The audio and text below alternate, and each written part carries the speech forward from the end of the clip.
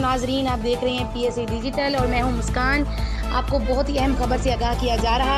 ملک foundation کے صدر ملک راجہ عبدالحق کی جانب سے برسات متاثرین کے لیے زرعی گارڈن میں خیمہ بستی قائم کر دی گئی ہے۔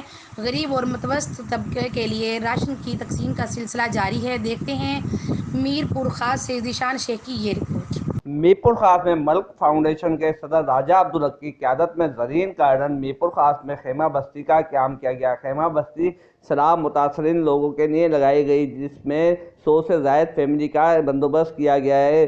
اس خیمہ بستی میں رہائش کے علاوہ راشن دینے کا بھی بندوبست کیا گیا ہے، جبکہ یاد رہے کہ یہ تمام کے تمام حالیہ بارشوں میں پڑنے والے متاثرین کے لیے یہ خیمہ بستی آباد کی گئی ہے۔ جبکہ ملک عبدالحق کی جانب سے یہ بھی کہنا تھا کہ وہ اس موقع پر برسات متاثرین کو تنہا نہیں چھوڑیں گے، ان کی زیادہ سے زیادہ مدد کریں گے۔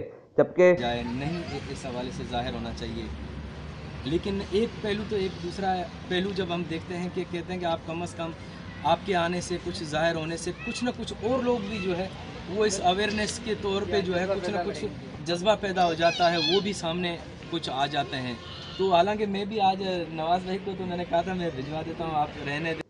جبکہ حالیہ بارشوں کی وجہ سے میر پور خاص ضلع میں ہزاروں آدمی برسات کی وجہ سے ہونے والے سیلاب کی وجہ سے متاثر ہوئے ہیں، جس کو مختلف تنظیمیں اس طرح حکومت بھی ان کی مدد کر رہی ہے۔ جبکہ ملک فاؤنڈیشن کی جانب سے میر پور خاص میں زرعی گارڈن میں خیمہ بستی کا قیام بھی اس کی متاثرین کی مدد کے لیے ایک بہترین عمل ہے۔ جبکہ لوگوں کا یہ بھی کہنا تھا کہ اس وقت حکومت کو بھی چاہیے کہ وہ زیادہ سے زیادہ ان کی مدد کریں۔